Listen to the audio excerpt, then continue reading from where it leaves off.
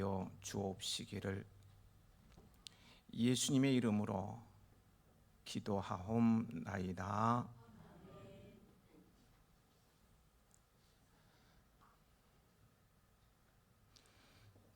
미움 받을 용기의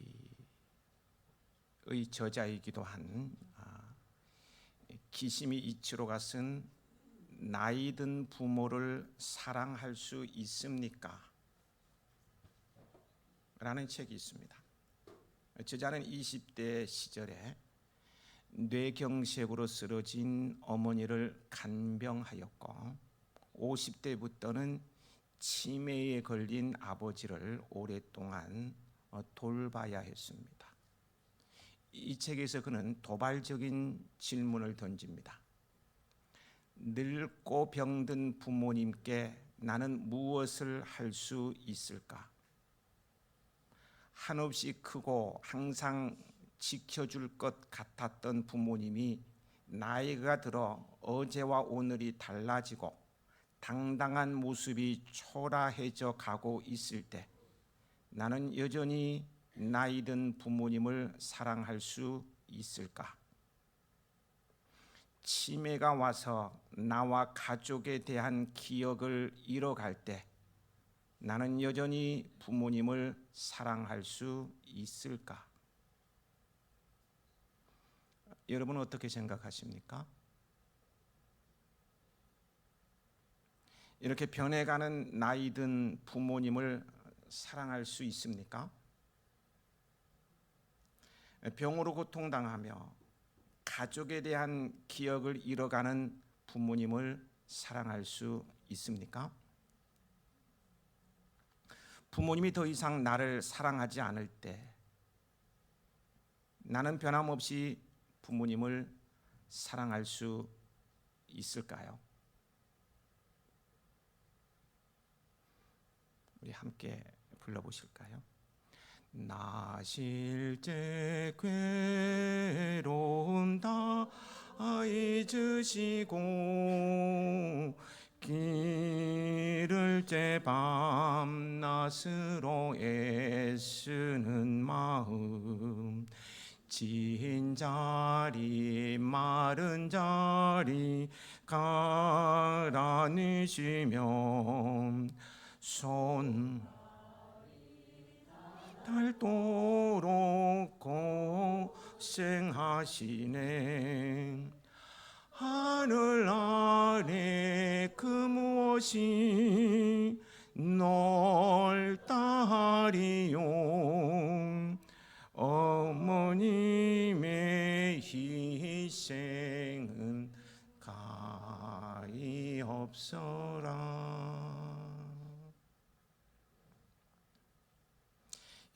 우리가 다 갚을 수 없는 사랑의 대상이 두 분이 있습니다.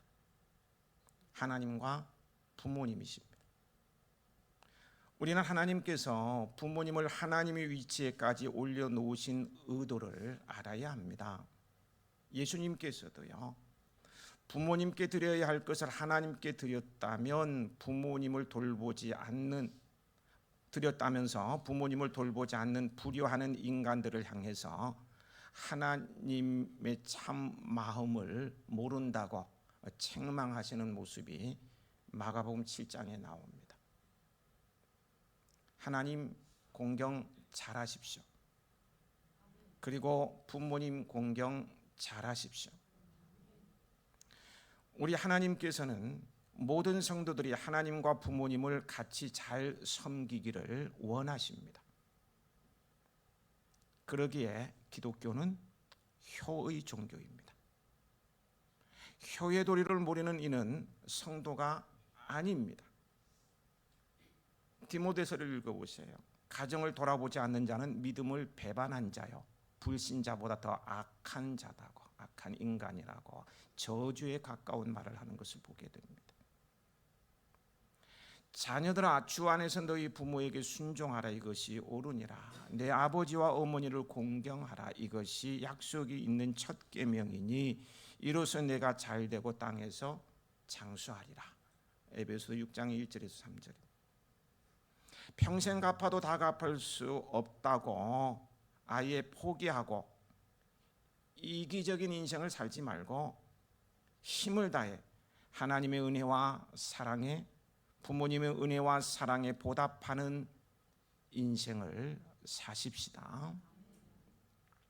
두 공경 모두가 은복의 통로가 됩니다.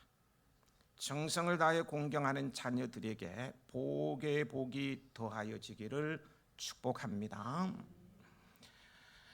우리의 믿음과 삶의 표대가 되시는 예수님께서는 친히 효도하는 모습을 우리에게 보여주셨습니다. 51절에 보면 예수님께서는 공생애를 시작하실 때까지 육신의 부모님을 받들어 섬겼다고 말하고 있습니다. 본문의 배경을 좀 더 생각해 보겠습니다.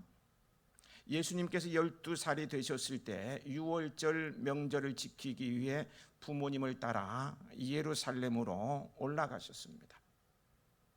명절 기간이 끝나고 집으로 돌아갈 때 어린 예수님은 예루살렘에 그냥 머물러 있었어요.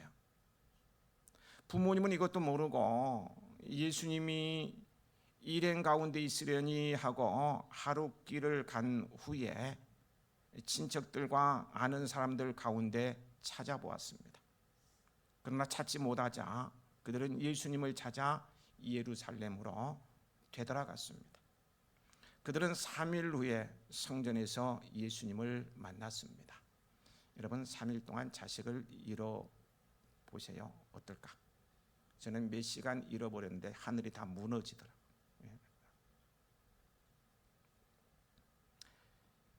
3일 후에 성전에서 예수님을 만났어요. 근데 예수님께서는 랍비, 즉 당대 최고의 교사들 가운데 앉아서 듣기도 하고 묻기도 했습니다. 어린 예수님의 말을 듣는 사람들은 다 예수님의 총명함과 대답하는 말에 감탄하였습니다. 3일 만에 만난 아들은 부모를 잃은 자식 얼마나 애타겠어요. 울고 불고 날리고 초초해지고 막 그런 모습일 줄 알았는데 전혀 아니었어요. 당대 최고의 서기관도 될 수 있고 랍비들 이런 사람들과 성경을 토론하고 그 총명함에 사람들이 놀래고 그가 하는 말에 사람들이 감탄하고 막 그러고 있어요. 예수님의 부모님도 보고 놀랐습니다. 이때 예수님의 어머니가 얘야 이게 무슨 짓이냐? 내 아버지와 내가 너를 찾느라고 무척이나 애썼단다. 하자 예수님께서는 왜 나를 찾으셨습니까? 내가 내 아버지 집에 있어야 한다는 것을 모르셨습니까? 아주 건방한 것 같기도 하고요. 이렇게 대답하셨습니다. 나이도 어린 것이 주제넘는 말을 하는 것 같지 않습니까? 그렇지 않아요. 당시 이스라엘에서는요 남자 나이가 12살이 되면 다 큰 청년으로 취급합니다. 그리고 지금 예루살렘 성전에 3일 동안 머물면서 울고 불고 엄마 찾아달라고 그런 게 아니었어요. 랍비들과 토론하며 그 총명함을 인정받고 있습니다. 이런 기회가 다시 오지 않을런지도 모릅니다. 시골 촌뚝인데요. 그렇다고 예수님께서 예루살렘에 남아 있겠다고 때를 쓰며 고집 피우지 않고 어떻게 했습니까? 선생들과 토론하며 그 총명함으로 사람들의 이목을 집중시키고 있는 이 좋은 기회를 놓치고 싶지 않아서 부모님을 설득시키려고 하지 않으시고 어떻게 하셨느냐는 거예요. 어떻게 하셨습니까? 51절입니다. 같이 읽어보실까요?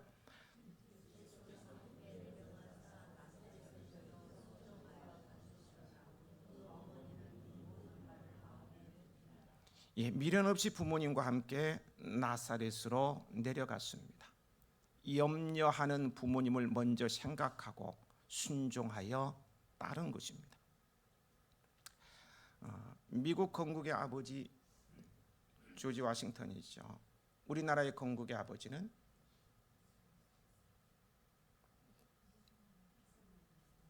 미국의 건국의 아버지는 알고 우리나라 건국의 아버지는 대답도 안 하죠. 하여튼 제 1대 대통령입니다. 워싱턴은요 뱃사람으로 평생을 살 계획을 세우고 있었습니다. 그의 꿈은 배 타는 거예요. 선장이 되는 거예요. 멋있습니까? 선원이 되기 위해서요 이제 배에 짐을 다 실었어요. 근데 어머니가 따라와서 계속 눈물을 흘리자 워싱턴은 어머니를 슬프게 하면서까지 내 꿈을 쫓을 수는 없다면서 그 꿈을 포기하고 어머니를 따라갔는데 훗날 미국 건국의 아버지요 초대 대통령이 되었습니다. 본문은 예수님께서 부모님과 함께 내려가서는 부모님에게 순종하여 받들었다고 기록하고 있습니다. 부모님과 함께 집으로 내려온 예수님께서는 공생애가 시작되는 30살이 될 때까지 무려 18년 동안요 30년의 생애, 33년의 생애에서 18년 거의 다라고 볼 수도 있겠죠. 동안 무엇을 하며 살았는지 정확하게 기록되어 있지는 않지만 고향 나사렛에서 살았다고 할 수가 있습니다. 예수님께서는 아버지 요셉이 하던 목수의 일을 도왔을 것입니다. 그리고 예수님의 아버지 요셉의 이야기가 등장하지 않는 것으로 보아 요셉은 일찍 세상을 떠난 것 같습니다. 그 후 예수님께서는 장남으로서 자신의 책임을 다하여 목수의 일을 하면서 가족을 부양을 했다는 것이에요. 18년이라는 세월 동안 말입니다. 이러하신 예수님의 효성을 찾아보겠습니다. 먼저요, 예수님께서는 부모님을 순종하여 받드는 효도를 하십니다. 받든다는 것은 공경입니다. 공경하다. 부모 공경을 말씀에 철저하게 순종함으로 보였습니다.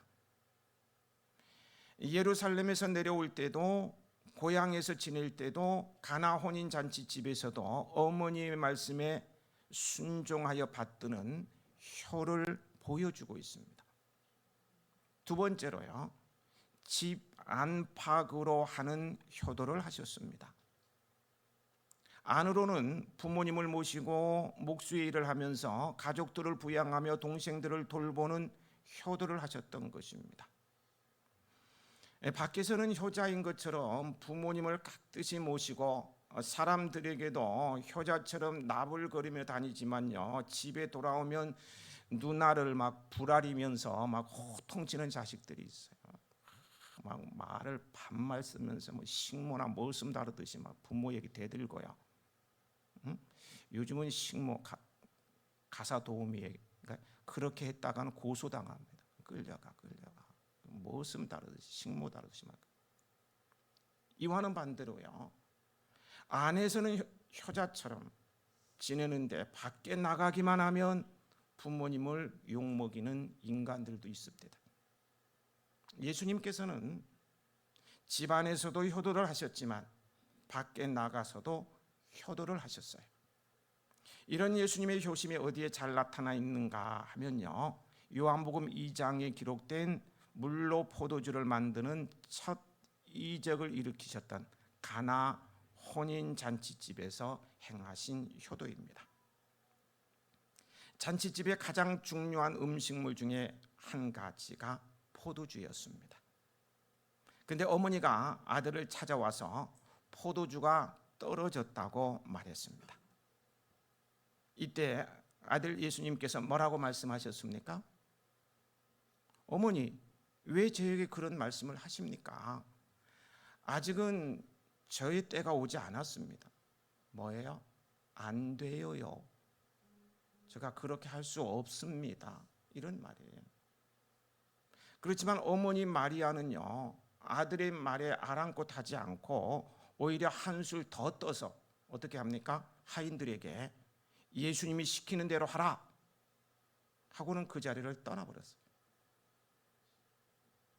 이런 상황에서요, 만약에 예수님께서 어머니의 말씀대로 하지 않으면 어떻게 돼요? 결국 하인들에게 어머니가 업신여김을 받을 것입니다.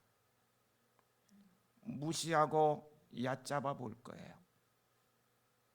그리고 예수님 자신도 하인들에게 못된 아들로 비춰질 것입니다.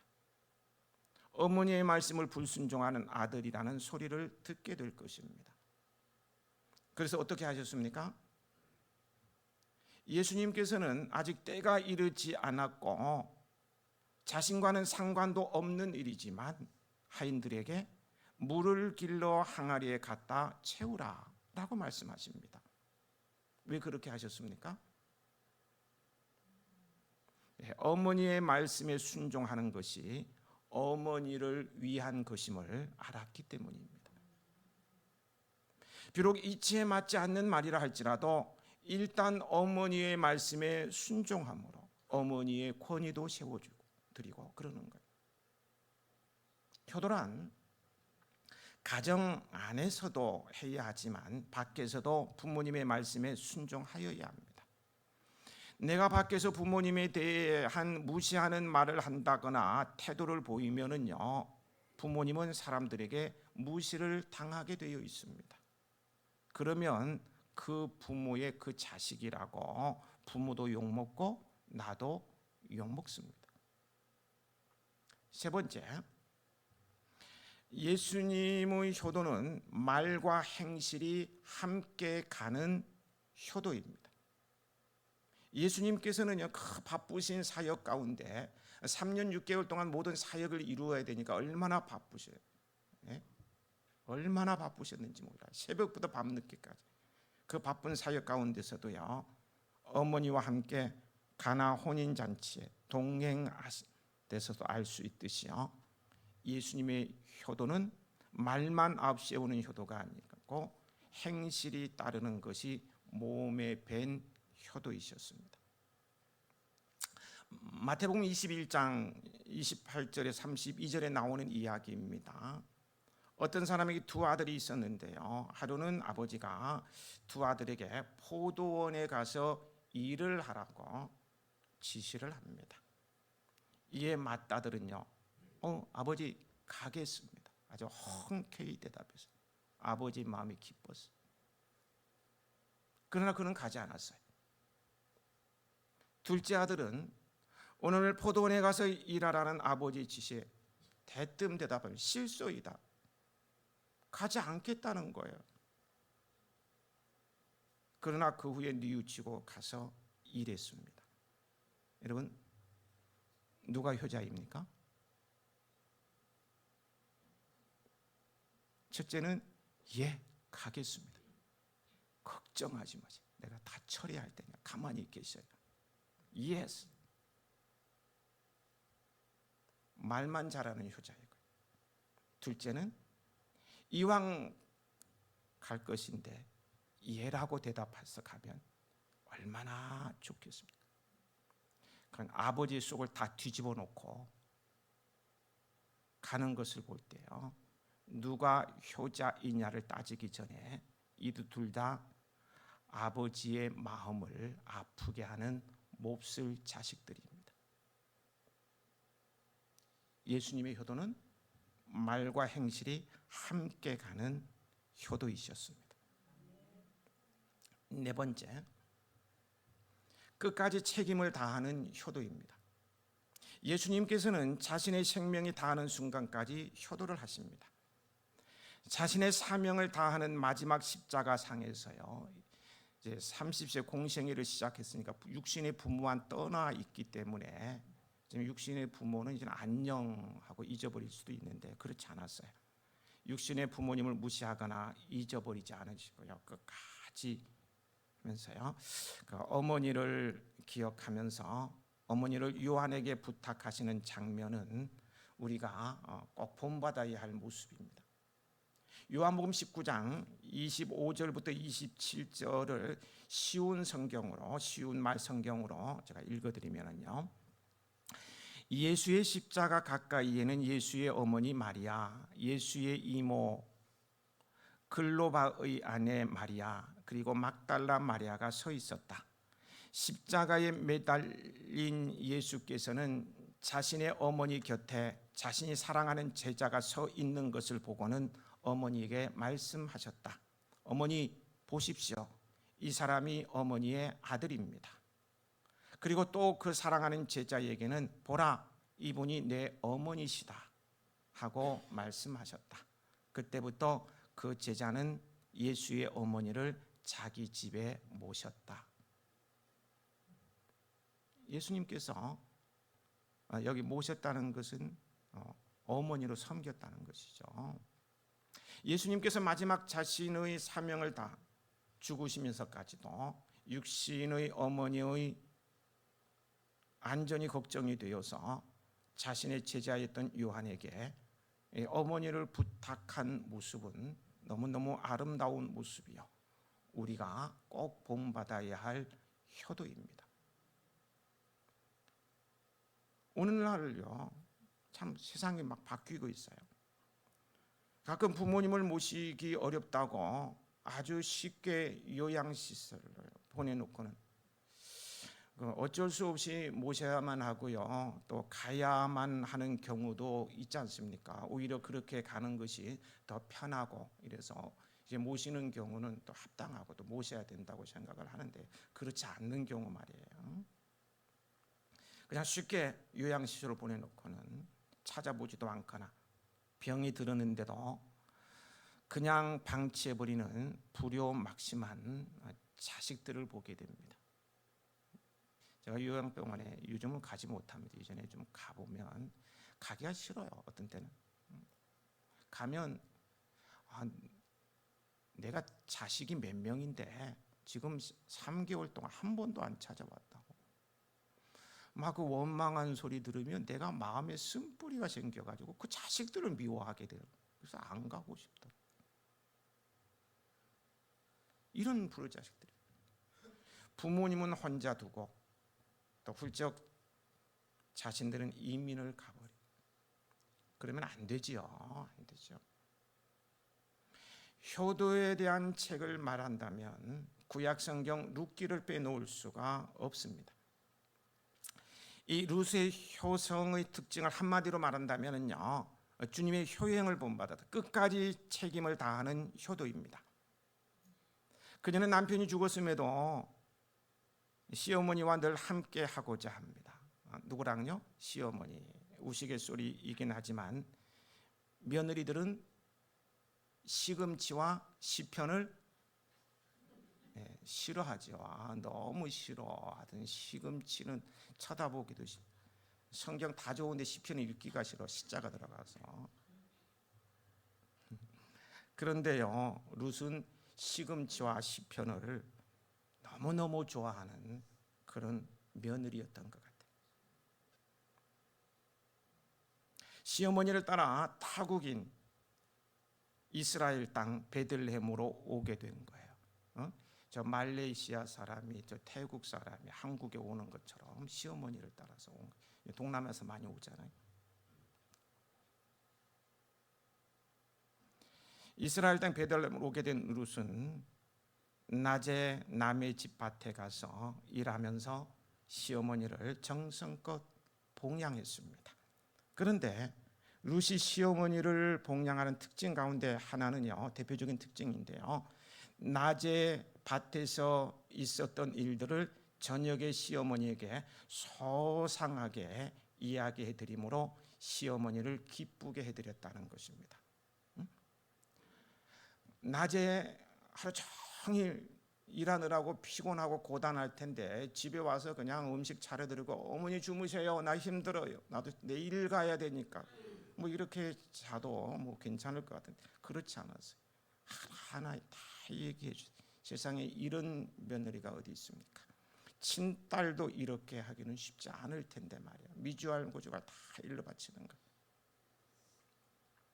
이렇게 이야기를 나누다가 시어머니는 그 밭의 주인인 보아스가 룻에게 관심이 있다는 것을 눈치채게 됩니다. 알게 되어요. 그래서 시어머니가 주선하여 보아스와 룻이 결혼하게 되는데 그들 사이에서 태어난 아들이 다윗 땅의 아버지 이새였어요. 시어머니를 잘 봉양하고 대화를 통해 시어머니를 기쁘게 해드리다가 룻이라는 이 이방 여자는 메시아의 조상이 되고 다윗 땅의 할머니가 된 것입니다. 효도하는 자에게는 이렇게 놀라운 복이 약속되어 있는 것입니다. 이렇게 효도함으로 에베소서 6장 3절에서 약속해 주신 대로 이 땅에서 잘되며 장수의 복을 받고 영원한 하나님 나라에서 큰 상급을 받는 여러분들이 되시길 축복합니다. 축복합니다.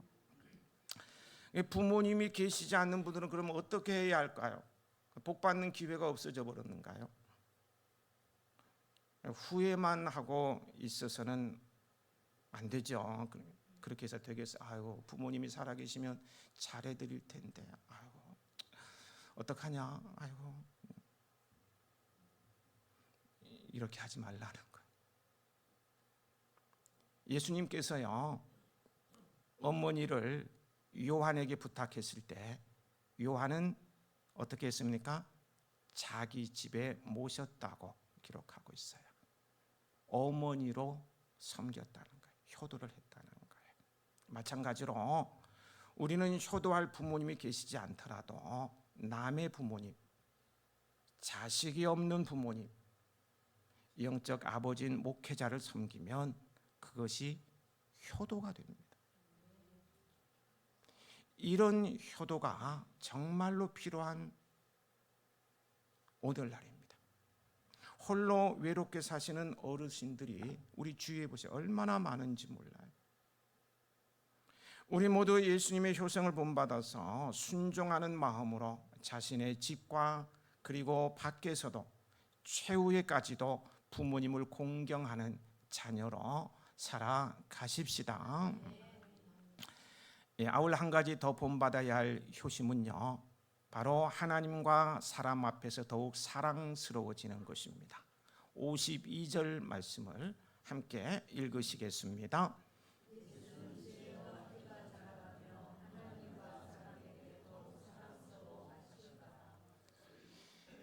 육체적 성장도 중요하지만요, 전인적인 성장이 되어야 합니다. 예수님께서도 보면 키가 자라고 육체적인 성장만 한 게 아니고 지혜가 자란 것이었습니다. 이때 예수님께서는 하나님과 사람들에게 더욱 사랑스러워졌습니다.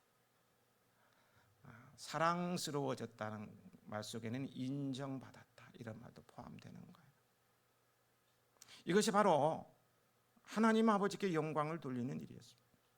우리가 하나님과 사람들로부터 인정받는 것은요, 부모님에게 영광 돌리는 일이요, 효가 됩니다. 자식이 인정받을 때요, 부모님의 마음은 어떻게 합니까? 뿌듯합니다. 맞아요, 들려요. 뿌듯해요. 자식이 인정받으면 사람들 앞에 당당해집니다. 자식이 하도 사고 치고 다니니까요, 얼굴 들고 다닐 수 없다고 고향을 등지는 부모도 봤습니다. 너무 창피해서 못 살겠다고. 우리는 반드시 주위 사람들에게 사랑을 받아야 합니다. 인정을 받아야 한다는 거예요. 사무엘이 어머니 한나의 서원 때문에 젖을 떼자마자 제사장 엘리에게서 맡겨져서 양육되었습니다. 이때 사무엘이 자란 모습을 사무엘상 2장 26절에 기록하고 있습니다. 이는요, 믿음으로 사는 성도의 모습을 잘 대변해 주고 있어요. 아이 사무엘이 점점 자라매 여호와와 사람들에게 은총을 더욱 받더라. 이게 신앙인의 모습이라는 거예요. 예수님이 그러하셨고 우리도 그러해야 된다는 거예요. 우리들도 예수님처럼 사무엘처럼 하나님과 사람들 앞에서 사랑스럽게 살 수 있기를 바랍니다. 동방 예의지국이요, 효의 나라 대한민국 정말 자랑스럽습니다. 세계 어디에 가도 우리나라처럼 이렇게 예의 바르고 효도를 잘하는 나라가 없다고 하죠. 그런데요, 이 효 사상이 점점 무너져 내리고 있습니다. 사회학자들 말이야, 사회학자들 말에 따르면요, 그 무너진 이유를 이렇게 증명해내는데요. 그들의 논리입니다만은 우리나라 정통 사회의 제도 속에서 부모에게 효도할 수밖에 없었던 몇 가지 중요한 이유가 있었다고 합니다. 먼저요, 신분을 부모로부터 물려받았기 때문입니다. 양반의 자식은 귀족이요, 왕족의 자식은 왕족입니다. 부모로부터 엄청난 신분을 물려받았기 때문에 당연히 효도를 해야 했던 것입니다. 부모에게서 쫓겨나면, 양반 부모에서 쫓겨나면 쌍놈이 될 수 있는 거예요. 왕족에서 쫓겨나면 평민이 될 수 있는 거예요. 그러니까 죽기 살기로 부모를 섬겨야 돼요. 효도를 해야 된다는 거예요. 또요, 모든 기술을 부모로부터 배웠기 때문입니다. 농사 짓는 법, 물고기 잡는 법, 집 짓는 법, 부모로부터 배웠습니다. 그러므로 먹고 살기 위해서는 부모를 존경해야 돼요. 부모님을 존경하지 않으면 큰일 나는 거예요. 당연히 효도를 해야 했던 것입니다. 하나만 더 드린다면요, 땅을 물려받았기 때문입니다. 옛날 농경시대에는 땅이 없이는 살 수가 없었습니다. 아무리 노력하고 부지런히 일을 해도요, 내 땅이 없으면 다 헛되립니다. 평생 머슴살이 해봐야 손바닥만한 땅 몇 평도 얻기 힘든 것이 현실입니다. 머슴의 아들은 머슴의 아들이야. 항상 머슴으로 살아요. 땅을 얻을 수가 없어요. 그런 현실이에요.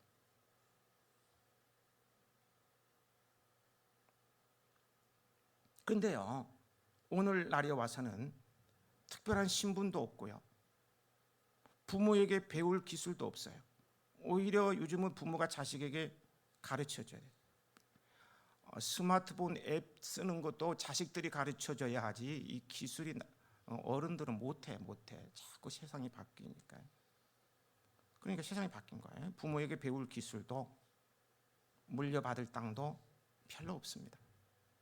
즉, 효도를 해봐야 자신에게 돌아오는 것이 별로 없기 때문에 효도를 하지 않는다는 것이 사회학자들의 날카로운 비판이라는 것입니다. 그래서 우리 사회가 이렇게 되는지도 모르겠어요. 그래서 어떤 부모들은요, 죽을 때까지 집문서 돈을 쥐고 삽니다. 제가 어떤 분이 뭐라고 해요? 절대 집 팔지 말라고 했어요. 절대 집 팔지 말고 끝까지 죽을 때까지 가지고 있어야 된다. 그 자식을 아니까. 참 우픈 현실이죠. 우픈 현실이야. 이런 세상 속에서요, 살고 있는 우리 그리스도인들은 내 부모를 공경하라는 하나님의 말씀으로 돌아가서 인간의 참된 도리를 배우고 행해야 합니다. 에베소서 6장 1절에 너희 부모에게 순종하라 해놓고요, 그 다음 뭐라고 합니까? 이것이 옳다라고 말씀하고 있습니다. 옳다는 말은 무슨 뜻입니까?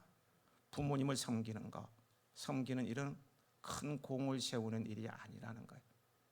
그걸 통해서 업적을 세우는 게 아니라는 거예요. 당연한 일입니다. 마땅히 해야 할 일을 하는 것이라는 말씀입니다. 예수님께서는 물려받을 것도 없으셨지만 뭔가를 물려받을 생각도 하지 않으시고 끝까지 효를 하셨습니다. 이제 말씀을 정리하겠습니다. 예수님의 효성을 살펴봤습니다. 예수님께서는 효자 중에 효자이셨습니다. 예수님의 도를 따르는 우리들은 예수님을 본받아 효성스러운 자녀들이 되어야 하겠습니다. 혈연으로 맺어진 가족 공동체의 부모님과 믿음으로 맺어진 신앙 공동체의 어른들께 예수님께서 보여주신 효를 행하는 효자가 되어야 한다는 말씀입니다. 부모 공경의 모습인 진심으로 공경하는 존경의 모습 속에서 순종과 섬김의 열매를 맺으며 내가 할 수 있는 한, 그리고 내가 할 수 없는 상황에서도요, 부모님을 끝까지 책임지려는 사랑의 마음으로 부모님을 공경하며 살아가는 복된 가족들이 되시길 영원한 효의 본을 보여주신 우리 주님 예수 그리스도의 이름으로 축복합니다. 아버지 하나님, 이 예수님의 효성을 본받는